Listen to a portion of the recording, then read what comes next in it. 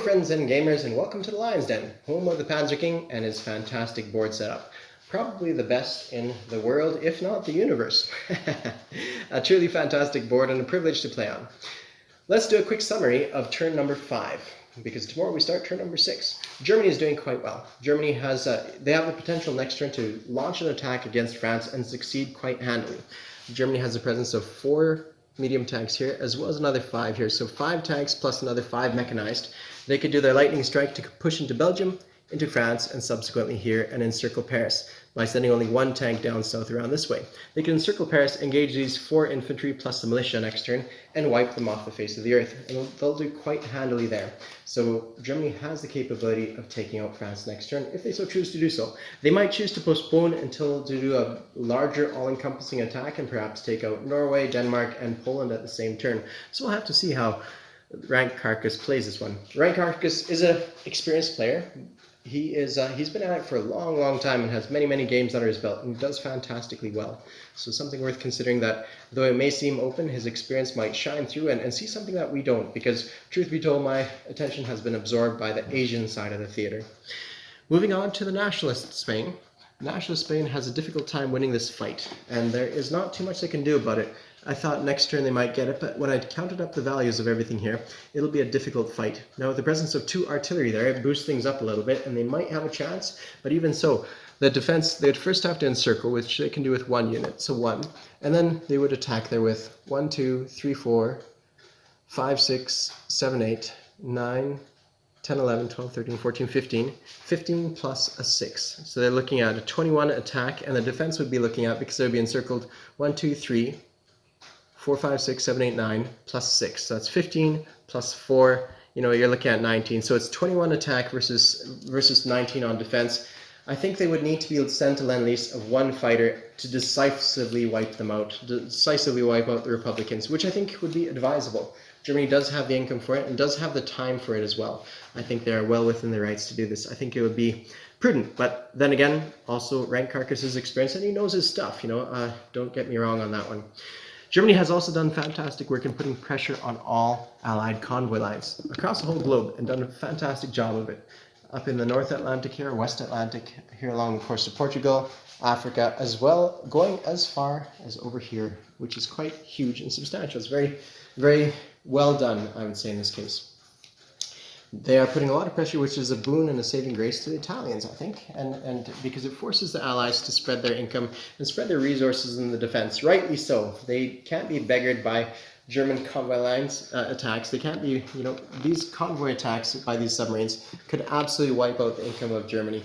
And so there needs to be some presence of Allied shipping defending all these convoy lines to the best of their ability.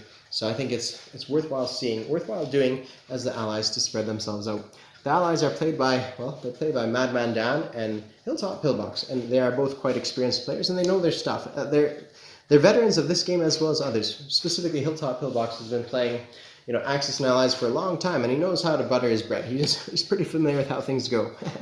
And so I think they are doing just the best they possibly can in this circumstance. Now let's move on to the Soviets and see what the Soviets have been up to.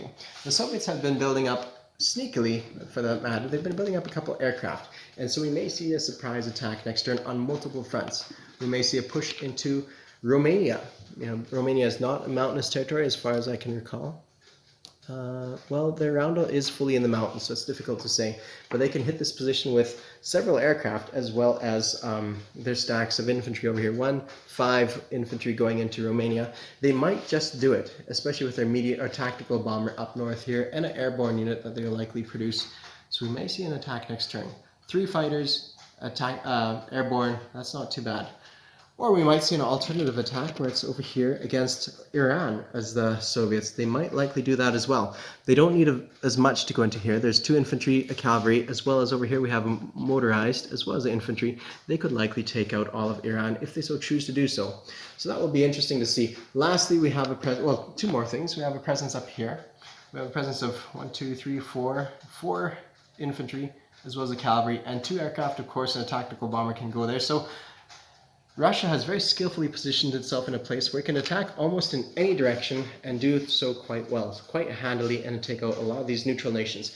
Not all of them, no. They might have to choose between Romania and Finland, but they could take out Iran, Finland and Mongolia next turn if they so, or the turn they're at war if they so choose to do so. Very well done, I would say, in my opinion. They did quite well. Japan is played by myself, and I've had a difficult time of it. My initial strike, well, let me show you some of the work I put into this. These are all my plans, how they all look, right? You know, I do have a war plan like that, and my initial strike went very, very poorly. I pushed into just 2 territories that actually had any combat worth mentioning. It was up here in Suyan, as well as Kwangtung. And I went into Suyan with like 3 fighters, and down here I went with 3 tactical bombers, and I almost got wiped out. I was down to a man in each territory. So I had this ludicrous situation where in each of the territories I'd captured, I had 1 unit left over, which was very difficult. So on the subsequent turn, the KMT and the CCP grabbed up a lot of the territory I had captured the previous turn, and I have only just managed to push them back. But things are going well otherwise, and the problem is we are not necessarily 1 turn behind, but we had expected a slightly weaker KMT at this point. But nonetheless, we must deal with what we deal with. So one thing is we haven't been building any ships, and that is by design. Our focus has been exclusively, like, why would we parse up our attention from into many different directions? Might as well put all our attention into China, and once we have dealt with China sufficiently or have concluded that it's time to focus elsewhere, then we start building up ships. Keep in mind too, if you build capital ships, the second you place them on the production chart, as well as you move them onto the map, the Americans get +1 for placing it and +1 for the map. So it adds a lot of peacetime income to them, and it doesn't make it as beneficial to do so. So may as well do it when the time is appropriate and spit out a whole bunch of units, especially if we have improved construction at the time. So China is doing quite well. Japan is doing quite well. China is also doing quite well with a very tall stack of infantry present here in Yunnan. They are doing well as could be expected, and actually skillfully preserving all their troops very nicely. CCP didn't fare as well just because they were in a slightly exposed position, and I had chosen them to target. I hadn't chosen them to target. I saw an opportunity to strike and take out the capital, which I handily did, and I was very lucky too. They had 4 militia present, if not 5 militia present, 2 infantry and a mountain infantry, and they scored only 1 hit against me, and I went in there with 3 tacticals, 4 fighters, and 4 cavalry. So they were very unlucky in their rolls and managed to lose a lot of units. That's the way the dice work sometimes. Sometimes you get diced, and sometimes the dice work in your favor as well. So that's Japan's story, and its future, well, I'm not too sure where its future will go. Likely something to do with the Dutch East Indies, but I'm not too certain about that. Let's touch on the Anzac over here. Anzac's main purpose in these games is to function as a thorn in the side to Japan. And I think they're doing quite well with that. They're building up a few units here, there, and everywhere, and just setting themselves up in such a way that they could strike out eventually and hit any Japanese stuff. Specifically, if the Japanese take out the Dutch East Indies, it's oftentimes the Anzac forces that take them back, because they are that perpetual thorn in the side, just out of reach, and out of reach that if Japan strikes at them, the Anzac will spring forth and grab them as well. The FEC is doing quite well, building up a few ships here, there, everywhere. They are building up some fighters, which are quite versatile and can challenge the German submarine presence, which is quite nice, and it will prove quite handy to them. It'll help them preserve that $3 income that they want to keep each turn. Otherwise, that'll be kind of useless. And where else? Italy's next. Italy has been quite successful in Abyssinia and done a very well job of it, although they lost a few units in that, unfortunately. But that's just the case sometimes. Sometimes the dice just don't work in your favor. And they have been, well, keeping a low profile, but also assisting the nationalists in the Spanish Civil War. So they've been doing very well for what role they have. And their role, I think, primarily is to function as an assistance to Germany in the nationalist war, as well as over here in Abyssinia.